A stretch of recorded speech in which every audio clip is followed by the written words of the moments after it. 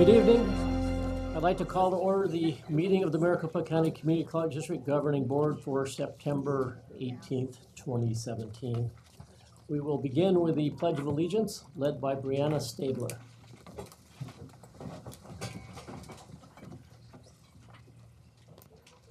I pledge allegiance to the flag of the United States of America and to the republic for which it stands, one nation, under God, indivisible, with liberty for all. President Hendricks on the phone. Thank you. Welcome. Thank you, Ms. Stabler. Substitutions, we have Maria Weiss substituting for Stephen Gonzalez tonight. Student life reports, Scottsdale Community College.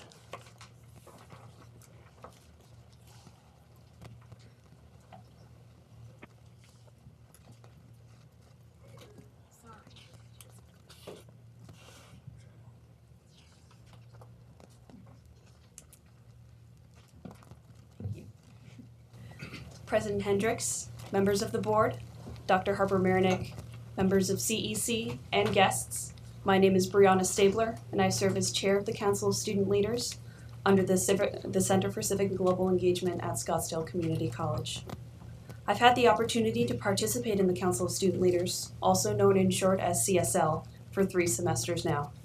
Through the Council, I've been exposed to a variety of ways that community members can remain engaged in civic matters, especially through CSL's Civic Engagement Committee. For example, this June, I had the pleasure of representing SCC's Center for Civic and Global Engagement, as well as our Council of Student Leaders at the 2017 Civic Learning and Democratic Engagement Conference in Baltimore, Maryland, where I got to meet many educated individuals who are eager to share their passion and impart their knowledge of civic learning.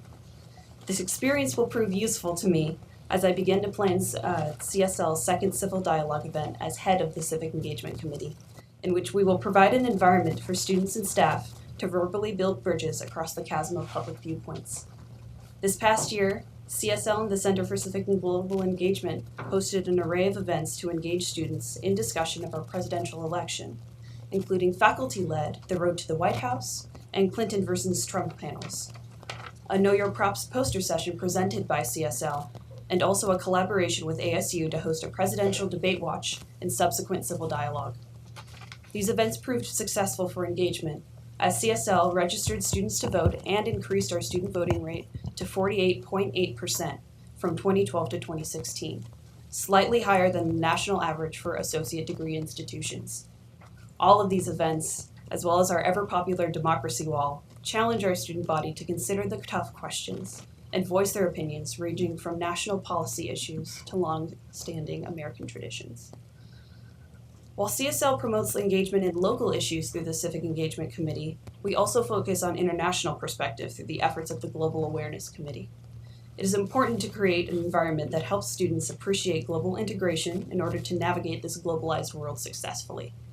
Our Global Awareness Committee, overseen by our Vice Chair Antonio Focarelli, is responsible in the process of planning our traditional International Education Week that will take place the 3rd of November, as well as collaborating with other SCC events such as Genocide Awareness Week and the In Thing, a week that celebrates the inclusivity of our SCC campus.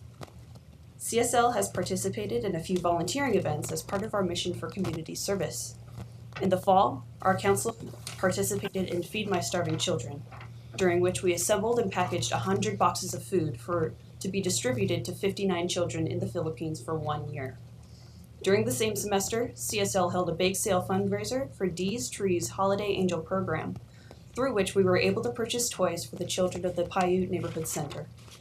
In the spring, we recently lent our time and efforts to the Roosevelt Grow House, a property in downtown Phoenix dedicated to urban agriculture practices and local food. Volunteering our time and serving our community off campus has been some of the most memorable and fulfilling experiences we've had as student leaders. I'm proud to announce that CSL is in process of organizing our first ever Artichoke Pride Week, taking place from October 2nd to the 5th. Its planning will be overseen by our special events co-managers, Chrysan Tiers and Trinity Carr. This week will hold various events that promote our Artichoke spirit, like the Student Success Fair, which showcases the wealth of resources SCC provides through its academic departments, services, and clubs on campus. Out of our desire to have Artie Idol this year, a campus favorite that includes an open mic, various performances, judges, and prizes, CSL decided to fully sponsor this event with a bake sale fundraiser, which we held last week. And we were successfully able to raise the money necessary to continue this SCC tradition as the final activity in Artichoke Pride Week. Scottsdale Community College is home to 28 vastly different clubs that range from collegiate DECA at SCC to SCC Kenpo Karate. These clubs have allowed students to be engaged in events that cater to their specific field of study or personal passion, providing them opportunities to be exposed to an environment that will help them grow professionally. We couldn't be more proud of the activities that our club offers to our student body, like the annual Women Rising Conference, Male Empowerment Network's annual conference, the SEC Robotics Club's participation in the Southwest VEX Robotics Competition, and many more events that enrich our educational experience. I cannot go on with this report without introducing you to this amazing group of student leaders that I am so fortunate to be a part of. We are a group of 14 very diverse individuals, with a returning member from the Dominican Republic who was a recipient of the Chancellor Civic Leadership Medallion, and 3 other international students from Colombia, Ghana, and South Africa who are part of the Community College Initiative program. I'm proud to serve my student body alongside these passionate student leaders. Lastly, I would like to thank you all for allowing us the opportunity to share with you a little bit about SCC's Council of Student Leaders and our plans for this upcoming school year. Now I would like to finish by extending the invitation to you all to join us at any of our on or off-campus events, like the Phoenix AIDS Walk in late October or the Prada del Sol Parade in February. Thank you. Before we take any questions from the board members, I'd like to invite my fellow student leaders to introduce themselves. My name is Antonio Folcarelli, and I serve as Vice Chair. My name is Chris Antiris, and I am one of the Special Events Co-Managers. Hello, my name is Trinity Carr, and I am the other Special Events Co-Manager. Hello everyone, my name is Arlene de los Santos and I serve as Public Relations Manager. Good evening, everyone. I'm Justice Egner, and I'm Artie the Artichoke for SEC. Hello, my name is Luis Morales, and I'm a member at large. Hello, my name is Rufilue, and I'm student at large. Hi, my name is Lisette Bustamante, and I'm a student at large. Hi, my name is Denton McGill, and I am a student at large. Good evening, I am Camilla O'Donnell, and I am a student at large. Hello everyone, I am Perpetual Boise, and I am a student at large.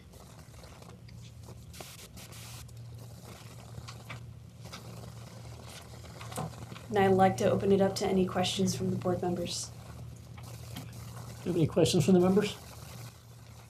Okay, thank you very much. Thank you.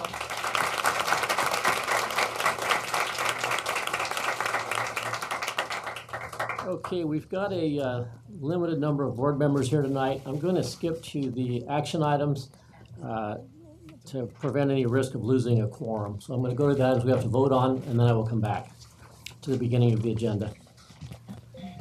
All items with an asterisk are consent matters unless they are removed from the consent agenda at this time. Any item may be removed from the agenda by the Chancellor as a matter of administrative prerogative or by the governing board upon motion duly made, seconded, and approved. Consent agenda items will be approved by one motion, and there will be no specific discussion of these items. Items removed from the consent agenda will be approved during the consideration of non-consent agenda. Does anyone wish to remove any of the items from the consent agenda? Can we get a motion and a second to approve the consent agenda? I move to approve the consent agenda. I second. We have a motion and a second. All in favor of approving the consent agenda indicate by saying aye. Aye. Aye. Aye. Those opposed? Consent agenda is passed. Item number 12, approval of resolution of governing board of the Maricopa County Community College District regarding employee groups and employee policies. Can I get a motion and a second? So move. Move to, yeah. Second. Comments and discussions by the board?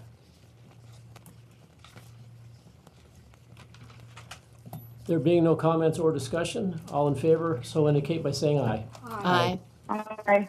Those opposed? Motion passes unanimous.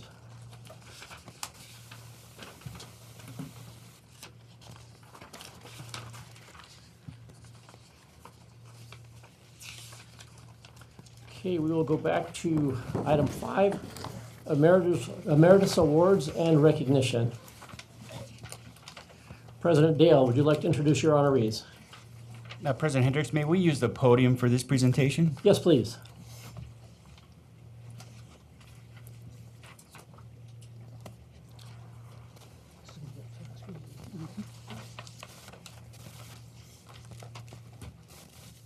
President Hendricks, members of the board, Chancellor Harper Marinick, CEC, and guests. This is a little bit out of order since you've already approved their emeritus status, so Good point. guys. First time ever, we didn't have to give a presentation, it's already been approved. But all kidding aside, it is my humble honor tonight to present 5 faculty from the faculty of Paradise Valley Community College for emeritus status, consideration and/or which has already been approved. Ginny Franco, accounting faculty member, Karen Kabrick, education faculty member, and Umar Sharif, sociology faculty member, unfortunately could not join us tonight because of prior commitments. However, you've already read their exemplary work in their write-up, and I must say that they made significant contributions to teaching, learning, and student success at PVCC, a learning center college, and we will present their awards to them in private or at the college.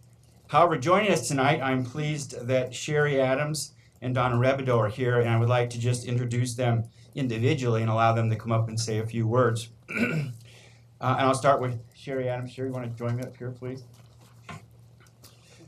So Sherry Adams is an English communications faculty member, and as I was looking over her description, and I would describe her as a relentless champion of students, an engaged academic leader, and a learning innovator. And you saw many examples in the write-up in terms of Sherry's very good work.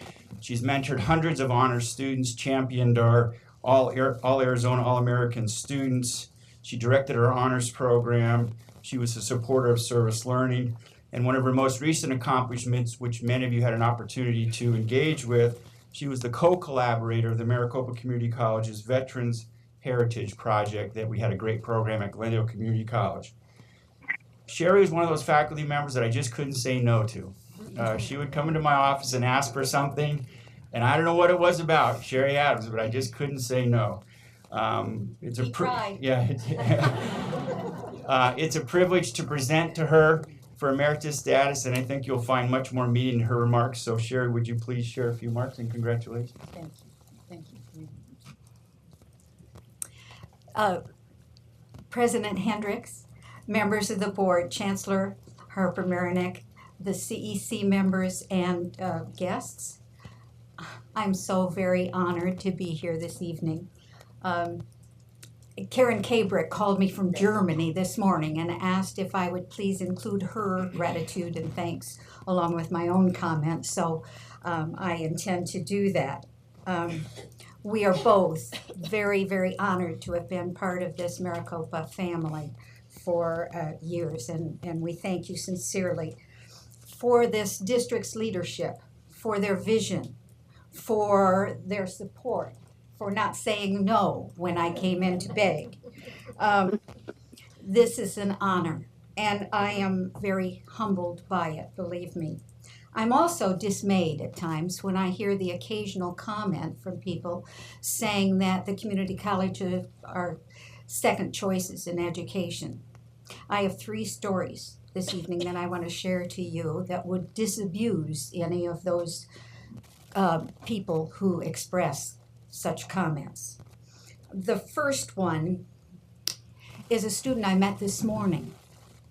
And I know that these Scottsdale students can relate to having students who are struggling with daunting life challenges in their classes. But this particular student came to class to interview a veteran, as a matter of fact, for the Veterans Heritage Project.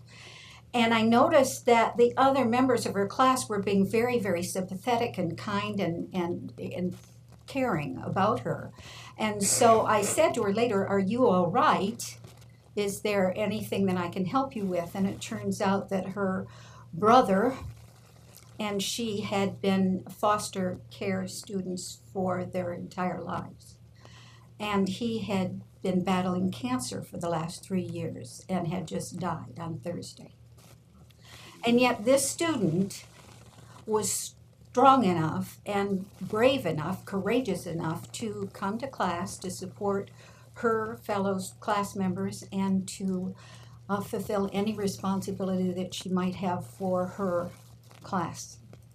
And I said to her, you know, you've got a support system here on this campus. And she said, I'm more than ever aware of that. She said, my classmates have become my safe place. And I thought, wow, these are stories that we're all aware of, but they humble us and they inspire us.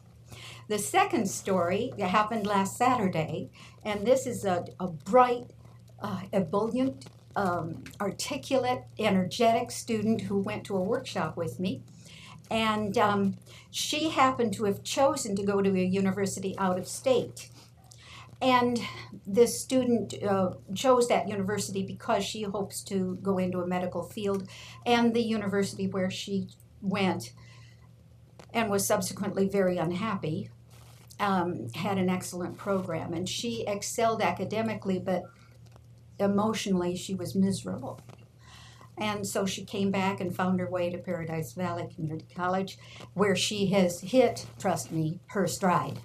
And she, watch out, Dr. Dale, she will probably be wanting your job in a couple of months.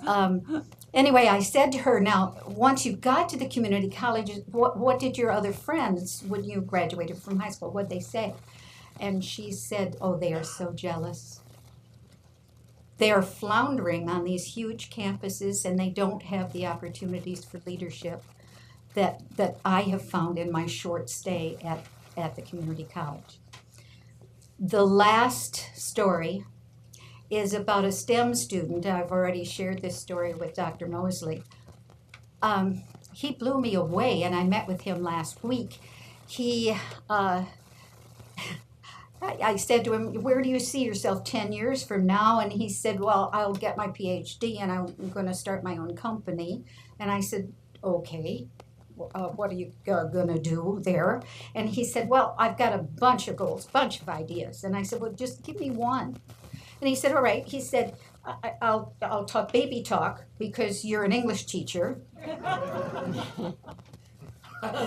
And so I said, okay. He said, now when you go on the highway, your tires produce heat.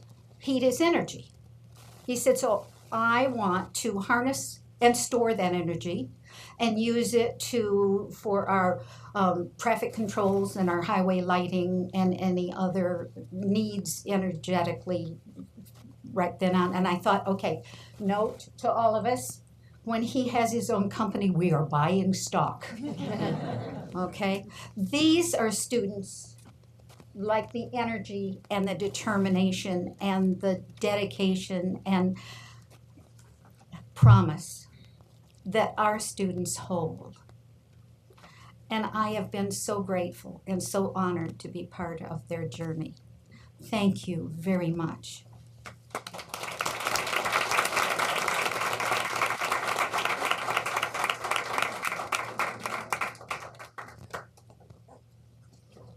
And Sherry is still working to help us nurture and mentor those students. I might add just real quickly, joining us in the audience tonight too is also Dr. Meredith Mosley, who is our soon-to-be retired Vice President of Academic Affairs.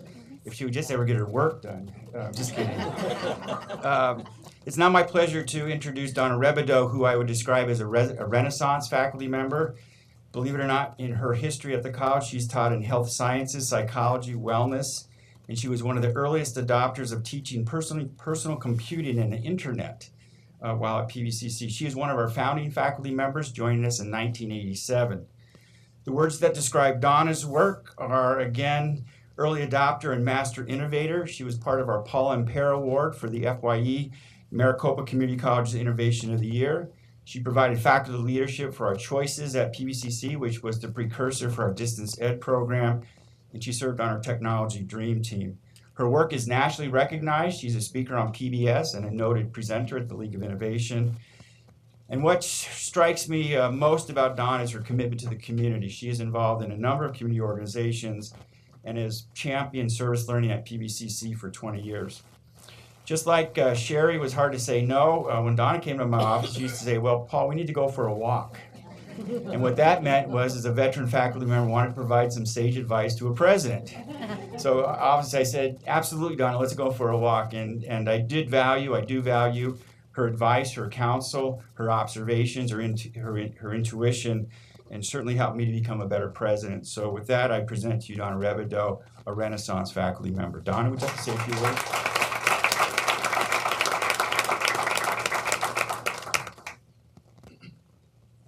President Hendricks, members of the board, Chancellor Harper-Marinick, CEC, and guests. I was 5 years at Phoenix College and 27 years at PVCC. I was mentored by Dr. Berry and Dr. Cordova at Phoenix College, and I followed Dr. Cordova to PVCC, and I was there 27 years. And I want to thank our current President, Dr. Dale, for all his help and support. Thank you. Most people in Maricopa know me for technology, for the uses and innovation of technology. And I want to take this moment to thank Chancellor Harper-Marinick, who I've known for over 25 years. I want to thank you for all your help and support, MCLI, and the projects that we did with Dr. Mosley, Alan Levine. Thank you. That really ushered in some good stuff for our students. But what you don't know, a lot of people in here don't know, is I'm really all about teaching, and I'm proud to be a Maricopan for 32 years. So I want to tell you a little bit about teaching with heart. So my students, first day of class, I say to my students, you always will rise to the level of expectation of your teacher. So here's what I expect of you. I expect a Nobel Prize from one of you, or two of you, or three of you. And I expect you to invite me to the ceremony. Because I stood in the hall in Oslo, and I said, a student will come here. One of my students will come here. You haven't been in the classroom with me, but I challenge you to the same. And that your journey toward that starts today in the classroom. So the second thing I want to tell you about is service learning that Dr. Dale talked about. So if you're in my classroom, you had three choices. You could go to Andre House, which is a soup kitchen in downtown Phoenix, serving meals to the homeless and the working poor. That's choice one. You can go to Crisis Nursery, and you can crack babies to sleep, or interact with the kids. Or three, write a term paper. I'll help you with the first two. I will not help you with the last. And I will go with you. So we piled in the PVC van, gave an orientation on the way down, and I want to share with you, without crying, 4 stories. So they have to write a reflection paper, even if they went to Andre House and Crisis Nursery. But it was only 2 to 3 pages reflection. So the first paper I want to share with you is a mother, married, 5 kids. And she starts her paper like this. Dear Miss Rebideau, I'm really sorry that the paper is wet. I'm at home. We just came back from Andre House, and I'm crying. I've kissed all my children goodnight, and I'm back in the kitchen to write my paper. I have a house, a kitchen, children that are clothed, and a refrigerator. She said, I never appreciated that until tonight, that I could go to my kitchen, go into my refrigerator, and feed myself and my children anytime I want to, and I want to thank you for that. Can you imagine being a teacher and grading that paper? It's like, okay. The next paper starts out, Dear Miss Rebideau, I might be the only student that's gotten kicked out of their house for going to Andre House with you. I'm like, what? I went to Andre House, and I came home, and my parents wanted to know how my experience was that night. So I sat and I told them how I was touched by serving the homeless, and the working poor.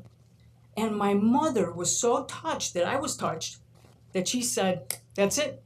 I've been wanting to do this for a while. I want to be a foster parent. I need your room. You're out. I hope he started his own company because he was out. My next student, blind student. I didn't know what she wanted to do. She goes, I want to go to Andre House. Okay.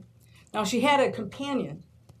This friend of hers went to grade school, high school, and college and took the same classes as she did. So they want to go to Andre House. So here's the trick. I'm sorry, you're in the classroom now. Okay. So her friend would stand to the right and have his hand out, and she would put her hand on top of his. She goes, I want to be in the bread line. I was okay. So they come, we served about 500 to 600 people that night. So they come by and they'd say, well, I want white bread. So he would move the hand to the white bread, and she handed it out. These two guys come through and kind of looking funny, and they go out of the line. And shortly later, the same two guys are coming back. This time, the one guy goes like this. He goes, I'd like white. So she goes for white. She starts to hand it. He goes, no, wheat. I go, no, rye. She handed him the rye, and he's like, wow. So you can, the homeless can go through the line as many times as they want to. So sure enough, same two guys, a little while later. And now this one guy is like, stands in front of her. So she's standing here, and he goes like this.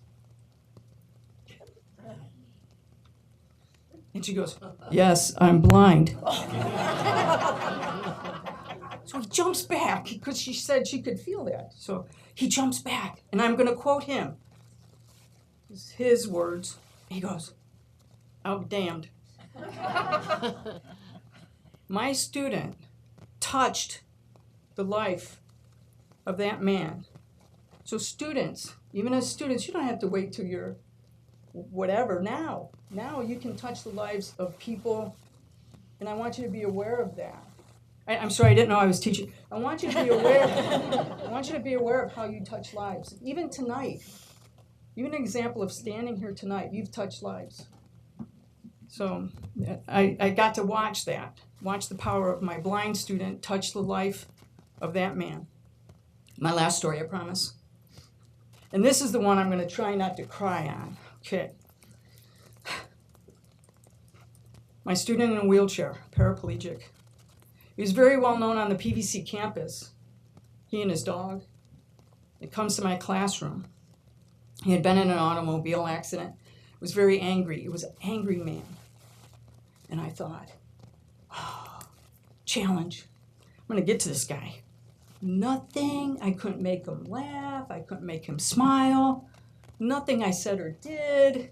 He just sat there. So when it comes time to choose what you want to do, I figured he was going to do a term paper. And he comes up and he goes, Miss Rebido, I want to go to crisis nursery. Seriously? I didn't say that to him. Seriously? Wow. He goes, but I can't go with you. I have to have my own handicapped van. I said, okay. So we assigned the date, and told him what time to be there. And I thought, it's all right. I'm not going to see him. When we pull in, now I'm driving the van, so I'm from New York. We pull in, screech the brakes. I'm sorry, no van was hurt. Pull in, and there's his van. I say, kind of like the guy at the bread line, well, I'll be damned. I mean, he's cane.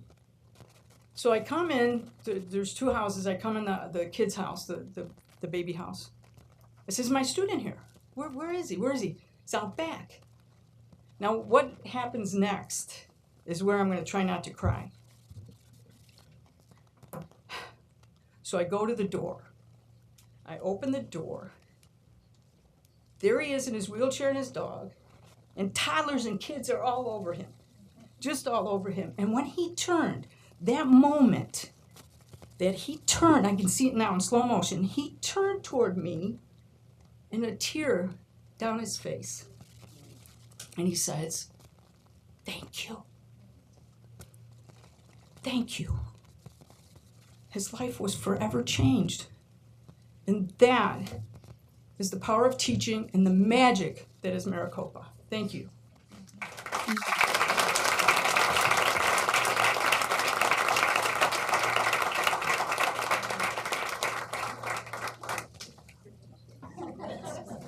President Hendricks, thank you for allowing us to share the power of learning at Paradise Valley Community College through the recognition of these two fine faculty. Thank you, Dr. Dale. President Geller, would you introduce your honoree? Yes, thank you. May I approach the podium? Yes, please.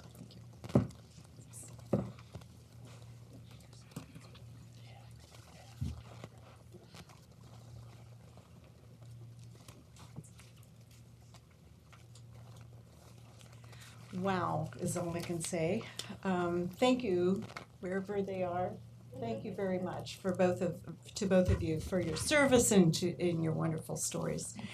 Well, it is my honor here tonight to propose emeritus distinction for one of Scottsdale Community College's wonderful faculty member, Jarrett King. Came to SCC in 1990. You have in front of you a short and pithy description of her contributions, and in the interest of time, I know that we have been advised to keep it short, and I told her at the beginning I could stand here all night and talk about the many things that Jarrett has done in service to students. You don't need to believe me when I say that she has brought acclaim not only to our students, to the program, and to the chapter for interior design, the American Association of Interior Design. You can see it in the paper that she has, with her leadership, the chapter and the students, and she have won national awards for her work. She is the consummate professional in career and technical education in the field of interior design. A number of years ago, we had a major homecoming. That was my own discipline. I don't know where that came from. Homecoming event, and we encouraged all of our faculty to reach out to their alumni and make it a special event on campus. So the 35th anniversary of the interior design program was the special event, and Jarrett and the other faculty pulled together a wonderful event inviting a lot of alumni back, people who were in the field practicing, successful professionals, and it was just one hallmark of the service that Jarrett has brought to the students through her discipline. I know many of our faculty build relationships with their industry partners, and this has been, again, another hallmark of Jarrett's work. She has placed hundreds of students in meaningful internships out in the industry, and by anyone's standards, she wrote the book on successful internships. But I think one of my, among my favorite stories, one of them most recently is the story about Jarrett and her initiative with regard to fundraising for our students. A number of years ago, I asked each of our career and technical programs to launch with their community advisory committees an effort to raise funds for scholarships and co-curricular activities to support our students. Jarrett engaged full-time, and she went personally across the community to the many employers and industry representatives, and was able to amass in a very short period of time $13,000 to endow a scholarship for interior design. And she truly models the way for our faculty, some of whom are retired and now are learning about meaningful ways to give back to their program, to their students, and the students who are coming along behind. So it is with my pleasure, and thank you very much for approving this award, to present Jarrett King. Jarrett?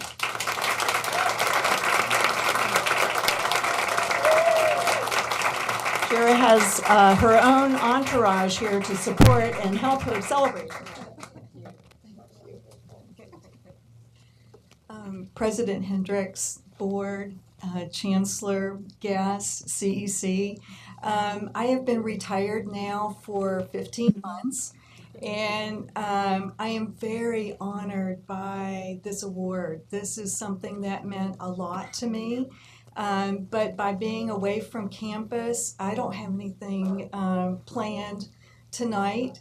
I just wanted to say thank you to my husband, my sons, their families. They're with me tonight, and that's where I'm spending a lot of my time the last 15 months. But ironically, today, Dr. Gaylor told you about a scholarship I was able to endow in 30 days, which was pretty cool. But there was one gentleman, one industry out there, Tile Place, and I had sent some emails out asking for help to fund scholarships for our students. And I was on a field trip with my students at this particular place, and he had not responded. He was the only one that had not responded. And when he came out, he goes, I got your email. I want to do something, but I want to do something big. And it was like, okay. And so he started the Facings of America Jarrett King Scholarship and picks up total tuition for the second year of one of the interior design students.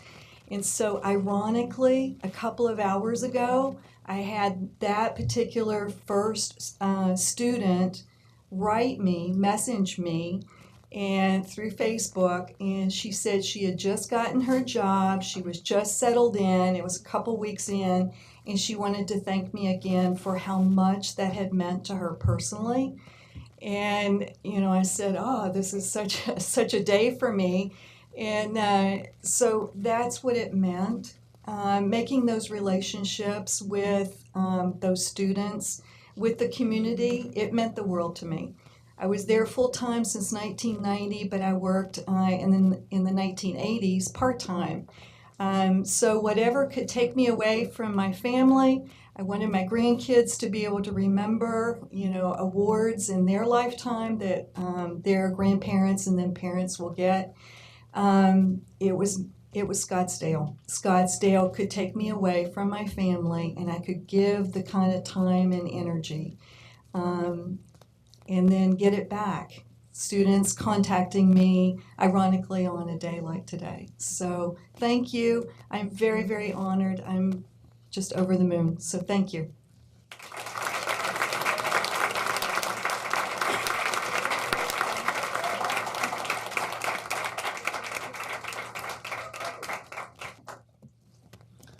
Thank you, President Gaylor. Dr. Wise, would you like to introduce your honorees? President Hendricks, permission to approach the podium, please? Yes, please.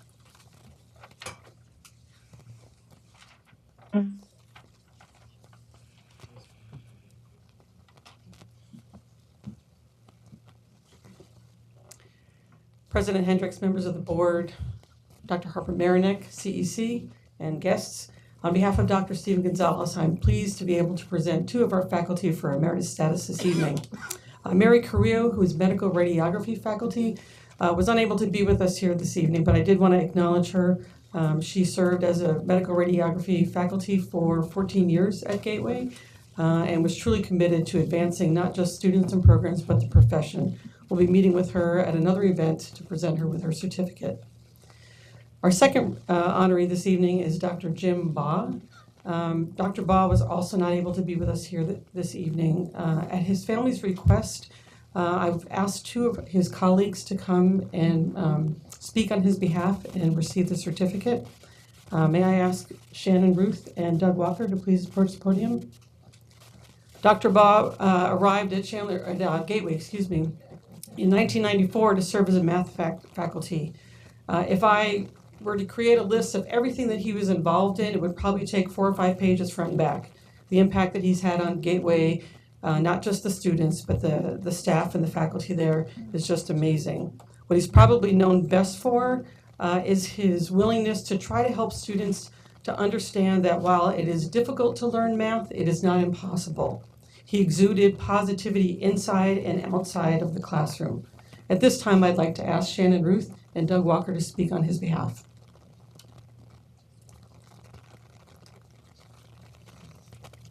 First, I know Jim wishes he could be here.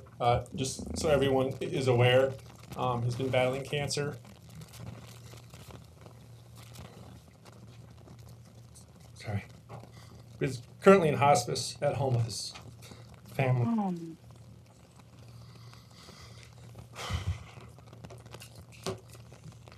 Thought I'd get farther through. So, what I'd like to do instead of thanking others, as it's usually done,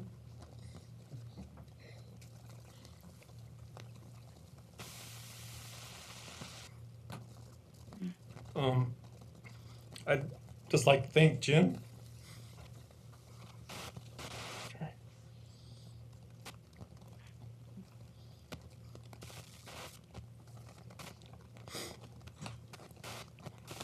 I'll keep this short. Thanks. During the 11 years I've been at Gateway, beyond all of his service that he did for Gateway in the district, he always taught me how to put students first when on campus and put family first. Sorry, during life.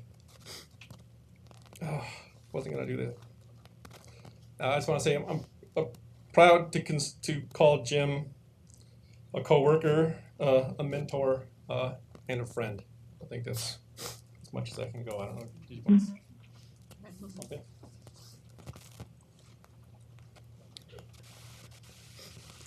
I think it would be hard to finish recognizing Dr. Jim Baugh if I didn't say good evening, math lovers, to you all.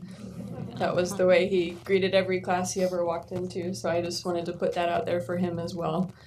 Like Doug, I want to thank Jim as well for the impact he made in the time that I was able to be with him on our campus and watch him impact students' lives. Probably most notable was the giving of his time. Your time is precious, and Jim was the most generous person I know with his time. And I know our students benefited from that, and our staff benefited from that, and of course, all of us benefited from that as well. Thank you.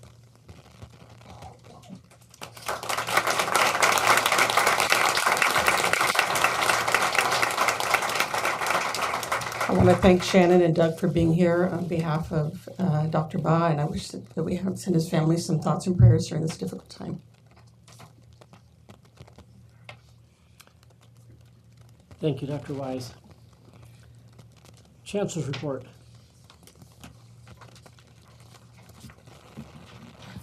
No report tonight. No Thank report, you, no. Mr. Hendricks. We will move to items 13, Human Resources, and item 14, Business Services. Do we have questions or comments from the board? No.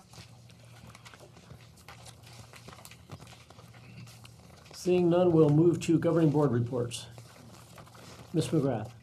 I have no report. Ms. Haver? Yes, I'd like to mention that I really enjoyed visiting South Mountain Community College, and it's amazing what they're doing right now. They have this 360 assessment model in which new students are able to have the opportunity to do some self-evaluations. And, you know, as someone who went through college, as everyone I think in this room has done, I wish that I had a little bit more guidance to tell me, well, let's look at your talents and let's look at what possibilities lie ahead for you, and to have some adult who really specialized in the field guide me along. And it's proving to work really well in her college. And I think it is a pilot, and I think it's something we can be very proud of. And also, I enjoyed meeting Mr. Carl Weitzel, who's the new professor of engineering, who's been quite a draw. I think the number of students in that field has increased threefold, and I'm sure it's continuing. He has a dynamic personality and a great way with the students, and they do have a makerspace that they're creating. And I understand better. If you want to be an engineer, you can't really learn the fundamentals from a book. And so in this way, they'll be able to work with manipulatives and really learn quite a bit. I'd also like to mention I went to the Arizona School Board Association Law Conference, and so I learned a lot about what's been going on in the legislature and also some of the judicial decisions. And there I ran into some good friends I hadn't seen for several years from Nogales, Arizona, and I visited their schools in 2006 and was very impressed. I felt they could do maybe a little better at the higher grades. There didn't seem to be the enthusiasm in the students with the students as much. Now, Nogales is a school district in which over 90% of the kids start school only knowing Spanish. And what they have implemented is a structured English program. And in 6th grade, they bring back the Spanish. And then the kids go through the International Baccalaureate in high school. And they had 7 students pass the IB exam, which is phenomenal. And I was very happy to see that what was successful back in 2006 has continued, and the school's even doing better. And it's always uplifting. And it sort of reminded me of our own charter schools and the success we're having with kids that start out with a lot of strikes against them, and they end up big winners.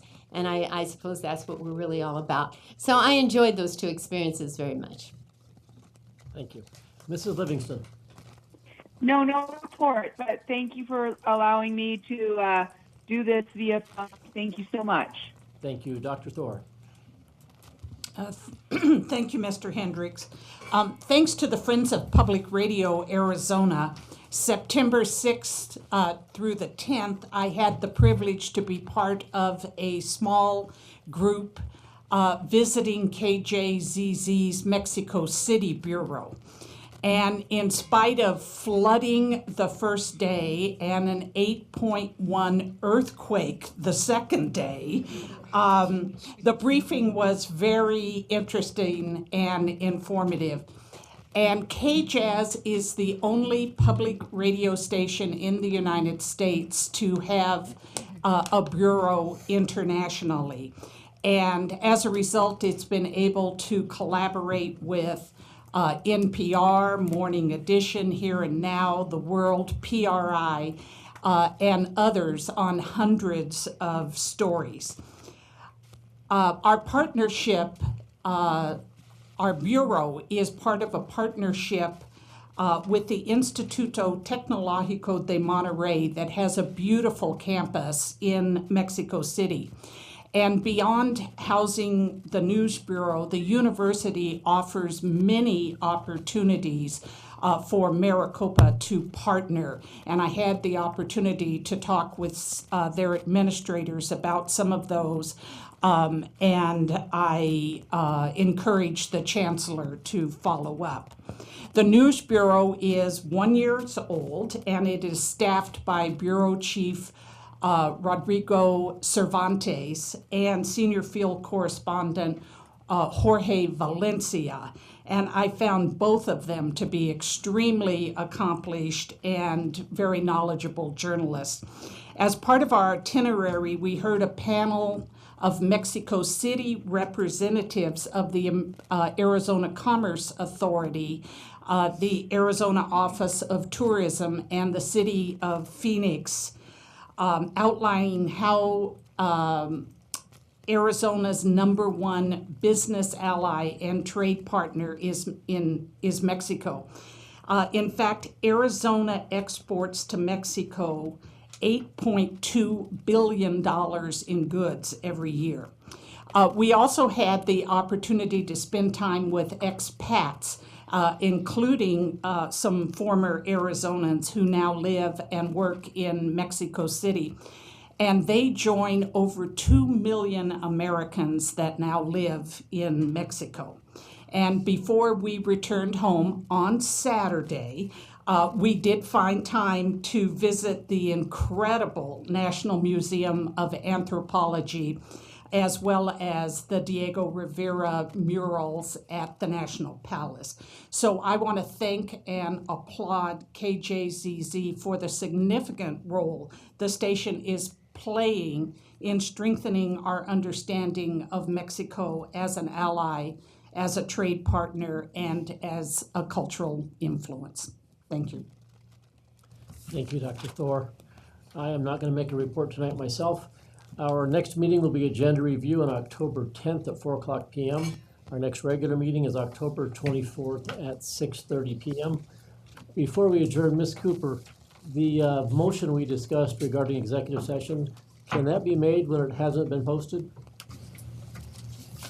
It pertains to the executive session, simply to direct. So we're okay with it? Yes. Okay. I will make the motion. I'm going to motion that the board direct our general counsel to follow the guidance that she was given in the executive session immediately preceding this meeting. Need a second? Second. Second, all in favor, so signify by saying aye. Aye. Aye. Those opposed? Need a motion and a second to adjourn. A motion to adjourn. Meeting is adjourned.